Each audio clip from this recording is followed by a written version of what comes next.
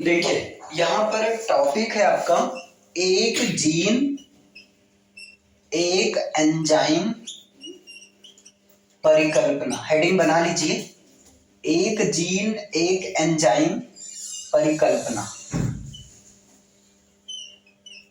एक जीन एक एंजाइम परिकल्पना, है ना। अब यहाँ पर समझिए ये चीज आया कहाँ से। तो हुआ क्या था, एक 1910 में एक वैज्ञानिक आए। थोड़ी सी मैं कहानी इधर बता दे रहा हूँ। 1910 में एक वैज्ञानिक आए जिनका नाम था टी.एच. मॉर्गन था। और टी.एच. मॉर्गन ने क्या किया था, फल मक्खी पर इन्होंने प्रयोग किया था, है ना। फल मक्खी, और उस फल मक्खी का नाम था ड्रोसोफेरा, है ना, मेलेनेगोगैस्टर। यानी कि फल मक्खी का साइंटिफिक नाम क्या था, ड्रोसोफिला मेलेनेगोगैस्टर।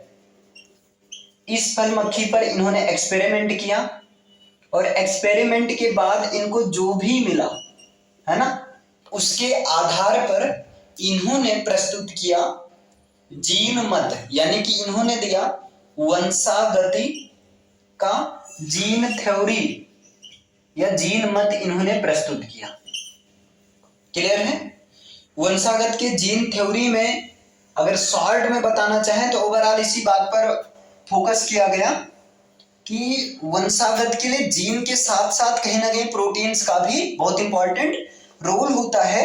मतलब इस थ्योरी से पहली बार ये बात साबित किया गया कि वंशागति के लिए कहीं ना कहीं प्रोटीन्स, अर्थात सीधा सीधा इस बात का साबित किया गया कि जीन व प्रोटीन के बीच संबंध क्या है। जीन और प्रोटीन संबंध को यहां पर स्पष्ट क्लियर कट दिखाया गया, है ना। जैसा कि इसके पहले ग्रेगर जॉन मेंडल, जो कि आनुवंशिकी के जनक कहलाते हैं, तो ग्रेगर जॉन मेंडल ने जीन के बारे में बहुत कुछ दिया था, वंशागत का नियम दिया था, है ना। वाकई में उन्होंने बहुत अच्छा काम किया, इसीलिए तो उनको आनुवंशिकी का जनक कहा जाता है।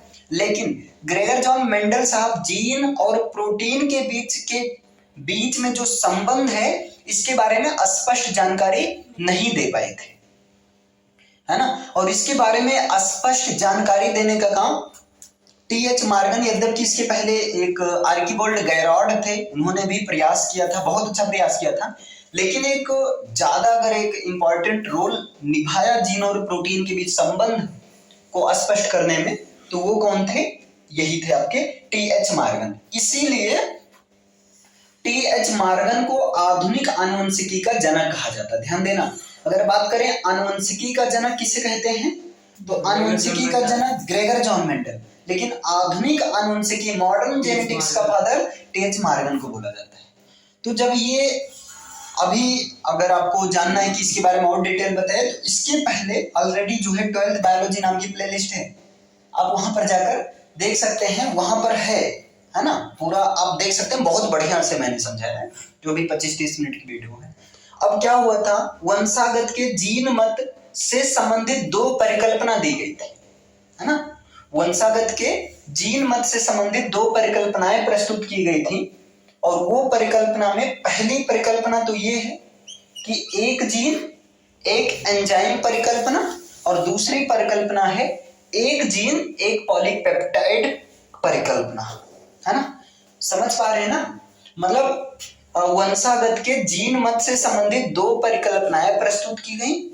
पहली परिकल्पना क्या थी, एक जीन एक एंजाइम परिकल्पना, और दूसरी परिकल्पना है एक जीन एक पॉलीपेप्टाइड, एक जीन एक पॉलीपेप्टाइड परिकल्पना।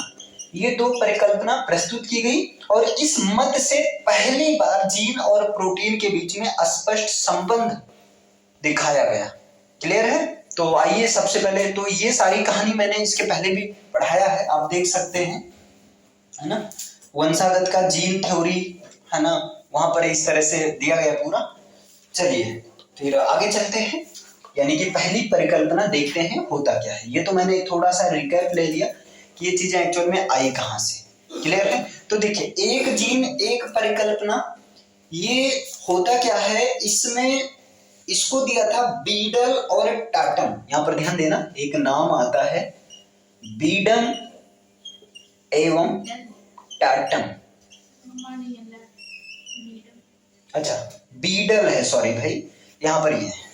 तो बीडल और टाटम ये 1941 में ये एक्सपेरिमेंट करते हैं।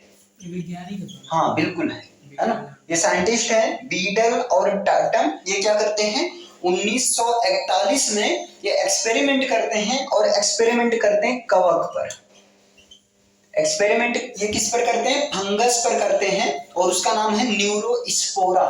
यानी कि उस कवक का नाम क्या है, न्यूरोस्पोरा, जो कि एक कोश के कवक है। मतलब ये कवक तो है लेकिन कैसा है, यूनिसेलुलर है, एक कोश की। ये क्या करते हैं, एक कोश के कवक जिसका नाम है न्यूरोस्पोरा, इस पर ये एक्सपेरिमेंट करते हैं, इस पर ये प्रयोग करते हैं। और जब इस पर एक्सपेरिमेंट करते हैं तो एक्सपेरिमेंट के बाद भाई कुछ तो इनको कंक्लूजन या निष्कर्ष तो मिलेगा ही। तो इनको जो कंक्लूजन या निष्कर्ष मिला उससे इन्होंने एक लाइन प्रस्तुत की, और जो ये है कि जो भी जीन होता है ना, अर्थात प्रत्येक जीन जो है एक विशेष प्रकार के प्रोटीन का संश्लेषण करता है। इन्होंने कहा जीन से ही प्रोटीन बनता है, जीन से ही क्या बनता है, प्रोटीन बनता है। मतलब प्रत्येक जीन एक विशेष प्रकार के प्रोटीन का क्या करता है, संश्लेषण करता है ना। और ये संश्लेषण, ये जो एक विशेष क्रिया को उत्प्रेरित करता है ना। जैसा कि इसके पहले आप शायद पता हो या ना पता हो, लेकिन ये चीज आपको पता होगा, डीएनए है ना, डीएनए से आपका बनता है आरएनए, और फिर इसके बाद ये प्रोटीन इस तरह का चलता है ना। यहाँ पर इसको क्या बोला जाता है, रेप्लिकेशन, अनुलेखन। ये अभी खैर वो सब हटाओ, ठीक है। अभी यहाँ पर ये देखो, तो फाइनली डीएनए से क्या बनता है, प्रोटीन बनता है। आप बार बार भाई क्वेश्चन रटे होंगे कि आरएनए का काम क्या है, प्रोटीन का संश्लेषण करना। तो संश्लेषण का मतलब क्या हो, बनाना है ना, तो प्रोटीन का बनाना। तो फाइनली डीएनए से ही प्रोटीन बनता है, क्लियर है। तो यही चीज इन्होंने क्या बात कहा कि प्रत्येक जीन एक विशेष प्रकार के प्रोटीन का संश्लेषण करता है और एक विशेष क्रिया को क्या करता है, उत्प्रेरित करता है, क्लियर है ना। फिर इन्हीं इसी लाइन को, यानी कि इस लाइन को बेस मानकर इन्होंने फिर ये परिकल्पना दी, एक जीन एक एंजाइम, मतलब एक विशेष प्रकार के जीन से एक ही प्रकार के एंजाइम का निर्माण होता है। अभी समझ पा रहे हैं ना ये चीज। फिर उसके बाद भाई इस पर इन्होंने काफी अच्छा काम किया। इनको देखो, इन्होंने कब किया था, 1941 में किया था, है ना। और आगे चलकर इनको 1958 में, कितना साल हुआ, 17 साल का गैपिंग है ना। 1958 में इनको नोबेल पुरस्कार भी मिला। सोचो भाई, 1958 में बीडल और टाटम साहब को नोबेल पुरस्कार से सम्मानित भी किया गया। अब प्रश्न आता है कि ठीक है, ये सारी चीजें ठीक है, मतलब ये अब इसमें मतलब मेन स्टेटमेंट अगर कहना चाहिए तो हो गई कहानी, है ना। मेन स्टेटमेंट में आप क्या कहेंगे, तो यहाँ सीधा आप कह सकते हैं कि इस परिकल्पना के अनुसार एक जीन में केवल एक ही एंजाइम का संश्लेषण होता है। समझ पा रहे हैं ना, एक जीन में केवल एक ही एंजाइम के संश्लेषण का संदेश होता है। एक जीन में केवल एक ही एंजाइम के संश्लेषण का संदेश या मैसेज होता है, के संश्लेषण का संदेश होता है। बस सीधा सीधा आप कह सकते हैं एक लाइन। लेकिन थोड़ा ये चीजें समझना जरूरी है ना। थोड़ा लगता है कि हाँ भाई कुछ चल रही चीजें। ऐसे क्या हुआ, ऐसे जैसे कुत्ता देखो ना, रोटी दे, रोटी दो भाग, मतलब रोटी ऐसे होते ना गांव वाले, रोटी दिए फिर मारे भगा रहे, अभी भाग, अब दोबारा नहीं। अब भाई कुत्ते की उसकी तो आदत है, कुत्ता एक रोटी लिया दोबारा और दो महाराज। गांव वाले सोचते हैं एक दे चुपचाप निकल जाओ, लेकिन निकलता है तो ऐसा नहीं। तो ये नहीं, थोड़ा ये कहानी समझो क्या कैसे है ना। मैं चाहता तो डायरेक्ट बता देता कि इस परिकल्पना के अनुसार एक जीन में केवल एक ही एंजाइम के संश्लेषण का संदेश होता है, बिल्कुल सही। लेकिन ये थोड़ा ऐसे लॉन्ग में आ गए तो आप ये चीजें इंक्लूड कर सकते हैं। तो एक बार इसको रिवीजन करिए, देखिए। एक जीन एक एंजाइम परिकल्पना, इसको दिया किसने, प्रस्तावित किसने किया, तो बीडल और टाटम ने 1941 में। एक्चुअली हुआ क्या, बीडल और टाटम ने 1941 में एक कोश के कवक जिसका नाम था न्यूरोस्पोरा, उस पर एक्सपेरिमेंट किया और एक्सपेरिमेंट से ये निष्कर्ष निकाला कि प्रत्येक जीन का संश्लेषण है ना। निष्कर्ष क्या निकाला इन्होंने कि प्रत्येक जीन का एक विशेष एंजाइम प्रोटीन, मतलब प्रत्येक जीन एक विशेष प्रकार के एंजाइम प्रोटीन का निर्माण करती है। प्रत्येक जीन एक विशेष प्रकार के एंजाइम वाले प्रोटीन का निर्माण करती है और इसी बेस पर इन्होंने एक जीन एक परिकल्पना प्रस्तावित किया, जिसके अनुसार हम सीधा सीधा कह सकते हैं कि एक जीन में केवल एक ही एंजाइम के संश्लेषण का संदेश होता है। बताइए यहाँ पर सारी चीजें क्लियर हैं, समझ में आ गई? नहीं, चलिए यहाँ पर लिख लीजिए, पहले हेडिंग बनाए हैं ना, एक जीन एक एंजाइम परिकल्पना। पहले पॉइंट में लिखिएगा बीडल एवं टॉटन द्वारा प्रस्तावित, ऐसा लिख लीजिएगा, बीडल और टाटम द्वारा प्रस्तावित, और यहीं पर लिख लीजिएगा 1941 में। ये पहला पॉइंट, बीडल और टाटम द्वारा प्रस्तावित 1941 में। बीडल एवं टाटम द्वारा प्रस्तावित, और कब प्रस्तावित किया इन्होंने? 1941 में। दूसरा लिखिएगा,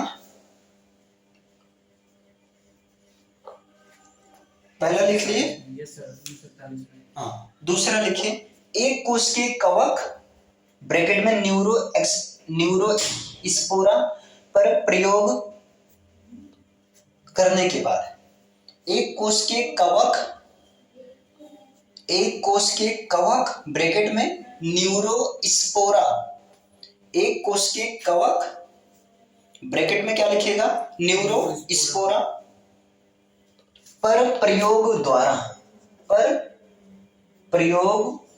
द्वारा, मतलब इन्होंने कौन सा एक्सपेरिमेंट करके ये मतलब प्रस्तावित किया? तो एक कोश के कवक न्यूरोस्पोरा पर प्रयोगों के द्वारा, मतलब उस पर प्रयोग करके, आप लिख सकते हैं प्रयोगों द्वारा प्रयोग करके, ठीक है, समझ रहे हैं ना? चलिए आगे लिखिएगा।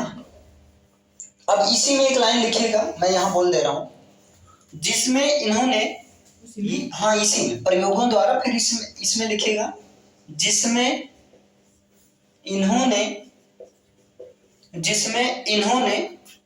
यह सिद्ध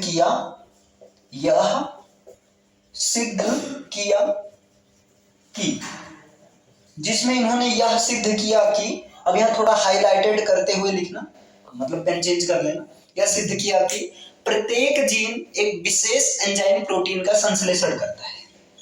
प्रत्येक जीन एक विशेष एंजाइम प्रोटीन का संश्लेषण करता है। प्रत्येक जीन एक विशेष एंजाइम प्रोटीन का, मैं बोल रहा हूं, थोड़ा राइटिंग गंदी होगी भाई, प्रत्येक जीन एक विशेष प्रकार के प्रोटीन का संश्लेषण करता है। प्रत्येक जीन एक विशेष, है ना, एंजाइम प्रोटीन का संश्लेषण करता है, जो एक विशेष क्रिया को उत्प्रेरित करता है, जो एक विशेष क्रिया को उत्प्रेरित करता है।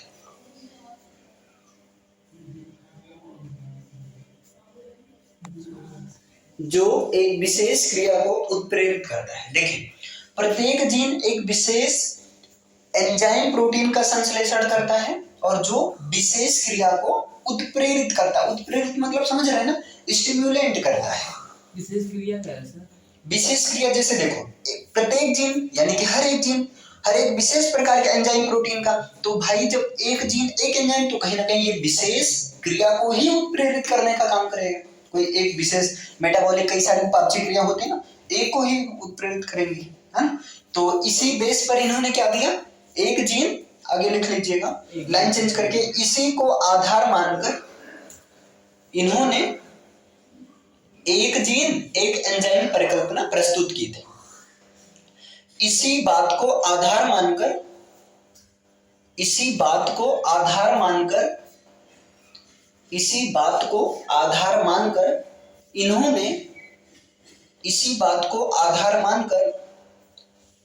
इन्होंने एक जीन एक एंजाइम इसको ऐसे लिखेगा, एक जीन एक एंजाइम परिकल्पना प्रस्तुत की थी। एक जीन एक एंजाइम परिकल्पना प्रस्तुत की थी। एक जीन एक एंजाइम परिकल्पना प्रस्तुत की थी।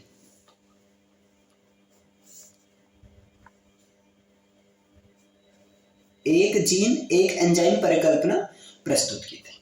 अब ठीक है, क्लियर है ना। अब एक और थोड़ा कोशिश ऐसे करो कि लाइन चेंज कर दो, ब्लैक पेन से लिख लो। इस परिकल्पना के अनुसार, है ना, मेन जो स्टेटमेंट है यहां पर है, इस परिकल्पना के अनुसार, इस परिकल्पना के अनुसार, इस परिकल्पना के अनुसार लिखे, एक जीन में केवल, ये लिखेगा, एक जीन में केवल, एक जीन में केवल एक ही, एक जीन में केवल एक ही एंजाइम के संश्लेषण का संदेश होता है। एक जीन में केवल एक ही एंजाइम के संश्लेषण का संदेश होता है। एक जीन में केवल एक ही एंजाइम के संश्लेषण का संदेश होता है। एक जीन में केवल एक ही एंजाइम के संश्लेषण का संदेश होता है।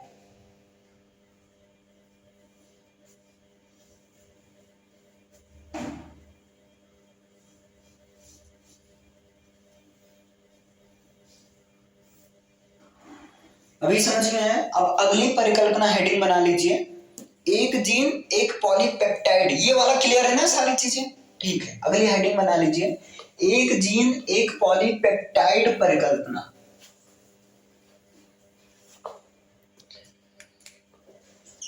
एक जीन एक पॉलीपेप्टाइड परिकल्पना।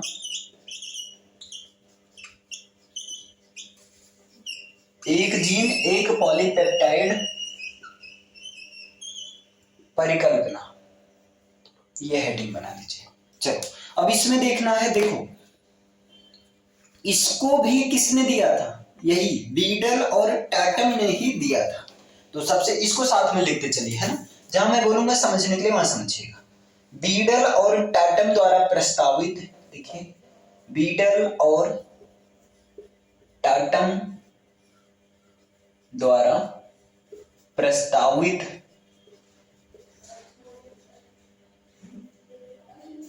बीडल और टाटम द्वारा प्रस्तावित, इसको बीडल और टाटम ने ही प्रस्तावित किया, है ना।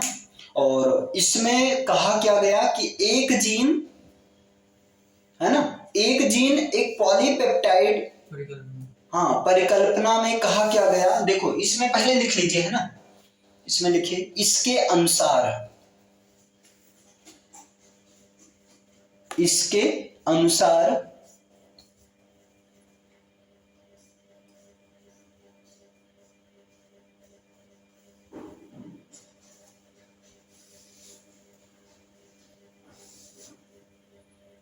अधिकांश एंजाइमों के अणु, जैसे कि अधिकांश एंजाइमों के अणु, जैसे कि, इसके अनुसार अधिकांश एंजाइमों के अणु जैसे कि इंसुलिन, जैसे कि इंसुलिन, यहां पर थोड़ा, जैसे कि इंसुलिन एक से अधिक पॉलीपेप्टाइड श्रृंखलाओं से निर्मित होते हैं। एक से अधिक पॉलीपेप्टाइड श्रृंखलाओं से, एक से अधिक पॉलीपेप्टाइड श्रृंखलाओं से निर्मित होते हैं, निर्मित होते हैं, एक से अधिक पॉलीपेप्टाइड श्रृंखलाओं से निर्मित होते हैं।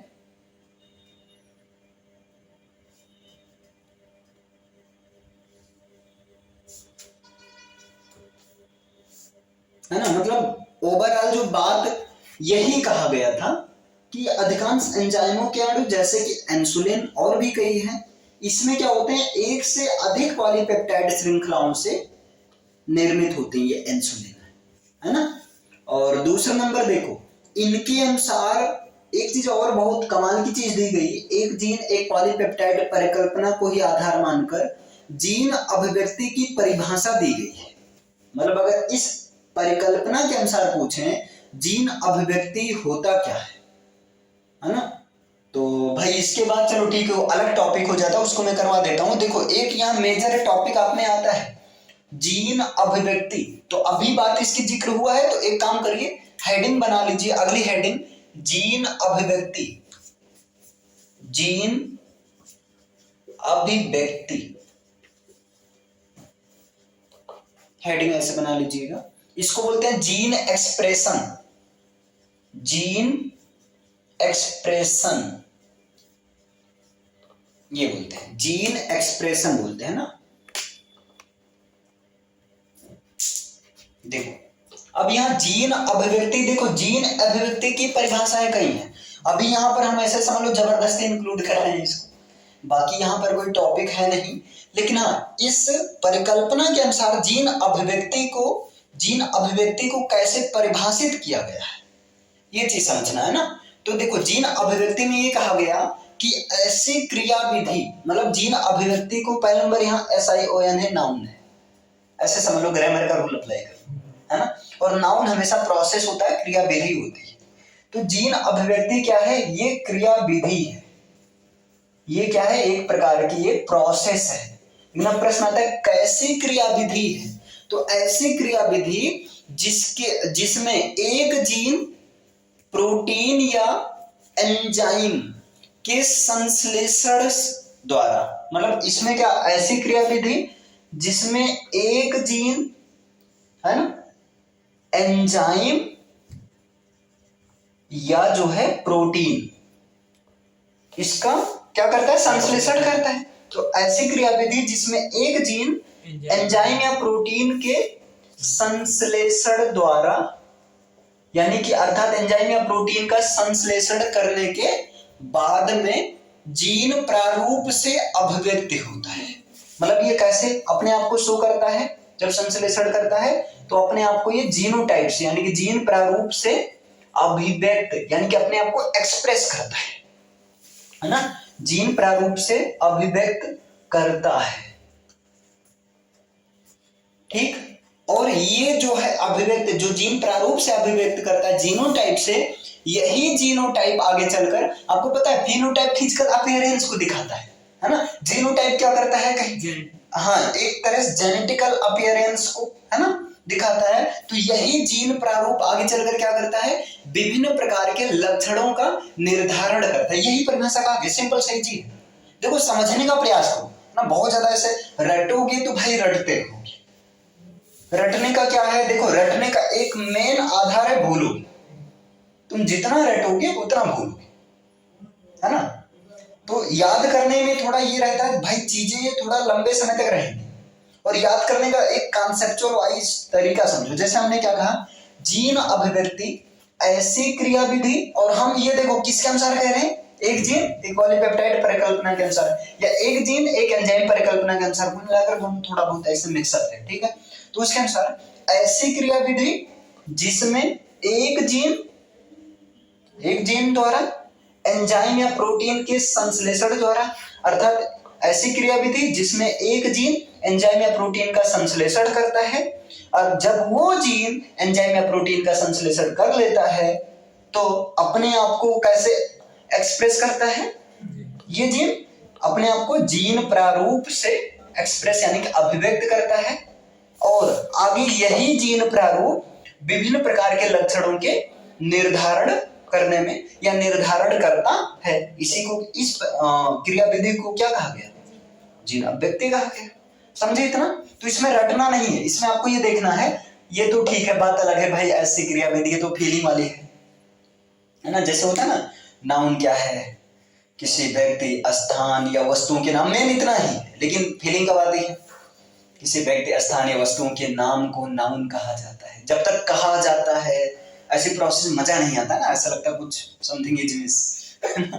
तो ठीक है, इनको हटा दो। मेन इसमें ये देखो, एक जीन एंजाइम या प्रोटीन का तो संश्लेषण करेगा, और जब एक जीन एंजाइम या प्रोटीन के संश्लेषण करेगा तो उसके बाद में अपने आप को, यही आपको ध्यान देना है, संश्लेषण के द्वारा वो जीन अपने आप को जीन प्रारूप से एक्सप्रेस करता है और आगे चलकर विभिन्न प्रकार के लक्षणों के निर्धारण। अरे भाई सिंपल सा यार, जीवों में विभिन्न प्रकार के लक्षणों के निर्धारण का काम जीन ही तो करता है, लेकिन जीन करता है जीन प्रारूप, एक जीनोटाइप के फॉर्म में करता है।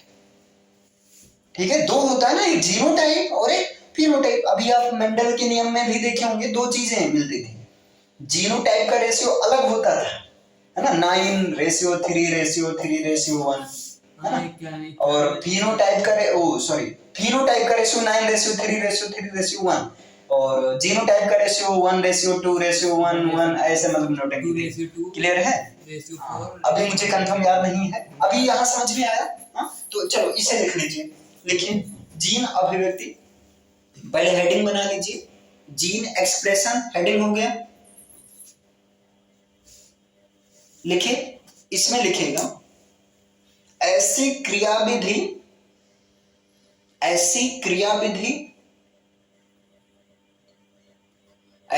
क्रियाविधि जिसके द्वारा, आप अगर आपको जैसे पहले लिख लो फिर मैं बताता हूं, ऐसी क्रियाविधि जिसके द्वारा एक जीन, फिर उसके बाद कॉमा लगा देना, है ना, ऐसी क्रियाविधि जिसके बाद एक जीन प्रोटीन या एंजाइम के संश्लेषण द्वारा, ऐसी क्रियाविधि जिसके द्वारा एक जीन प्रोटीन या एंजाइम के प्रोटीन या एंजाइम के संश्लेषण द्वारा, प्रोटीन या एंजाइम के संश्लेषण द्वारा एक जीन प्रारूप में अभिव्यक्ति, हम नहीं करते है ना, जीनोटाइप के फॉर्म में एक जीन प्रारूप में अभिव्यक्त करता है। एक जीन प्रारूप में अभिव्यक्त मतलब होता है एक्सप्रेस, ठीक है, अभिव्यक्त या एक्सप्रेस, ब्रैकेट में आप लिख सकते हैं, इसी में SS हटा देना। एक्सप्रेस अभिव्यक्त होता है जो विभिन्न लक्षणों का निर्धारण करता है, जो विभिन्न लक्षणों का निर्धारण करता है, जो विभिन्न लक्षणों का निर्धारण करता है। इतना लिखे, जीन अभिव्यक्ति कहलाता है। हाँ, आप फीलिंग आई? जीन अभिव्यक्ति कहलाता है। तो देखो, अगर आपको कोई चीज हाईलाइट करना हो तो मेरे अनुसार आप यहां से कर लीजिए, एक जीन एंजाइम या प्रोटीन के संश्लेषण द्वारा जीन प्रारूप में अभिव्यक्त करता है, मतलब यहां से लेकर पूरा यहां तक इसको आप अंडरलाइन कर लीजिए, क्योंकि मेन यही चीज है। आगे आपको याद रहेगा जो विभिन्न प्रकार के लक्षणों का निर्धारण करता है, लेकिन मेन यही है।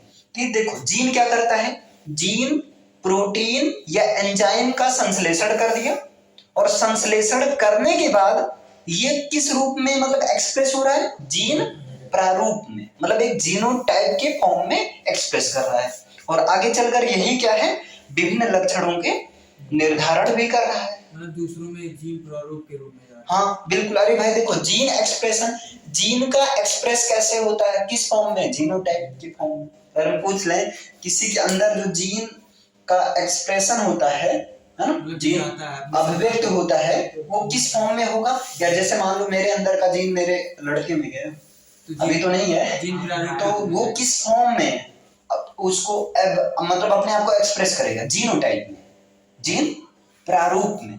लेकिन जाता भी तो इसी फॉर्म में है, जीन प्रारूप में नहीं, जाता तो जीन के रूप में। देखो जीन अभिव्यक्त में क्या करता है, एक्सप्रेस करता है, जब वो पहुंच जाता है अपने आप को ऐसे दिखाने का काम। जैसे ऐसे समझ लो, जैसे मैं मान लो घर से निकला, ठीक है, घर से मैं निकला एकदम सीधा साधा, ठीक है, गांव तक, हाँ बाइक 30 पर, और जैसे गांव क्रॉस किया, बाइक 30 दूना 60 के नीचे है ही नहीं। तो देखो एक क्या होता है, जानना अलग बात होता है और बाद में दिखाना, जैसे तुम्हारे पास जेब में कुछ नहीं है और अपने आप को तीरंदाज दिखा रहे हो, ठीक, तो बात अलग है। तो ये जीन प्रारूप में अपने आप को क्या करता है, एक्सप्रेस करता है, लेकिन जाता है जीन के ही फॉर्म में। और जीन युग्म होता है ना भाई, देखो जीनोटाइप जीन युग्म इन सब में थोड़ा थोड़ा ऐसे डिफरेंस है, ऐसे सब एक नहीं होता है। जीन अलग होता है, जीन युग्म पेयर के साथ होता है, जीनोटाइप अलग होता है, फेनोटाइप अलग होता है ना, है सब मतलब कुल मिलाकर वही एक ही, जैसे एक ही परिवार के सब चुन्नू मुन्नू है, लेकिन बस थोड़ा सा सबका अलग अलग है। क्लियर है? अभी से समझ में आ गया अच्छे से?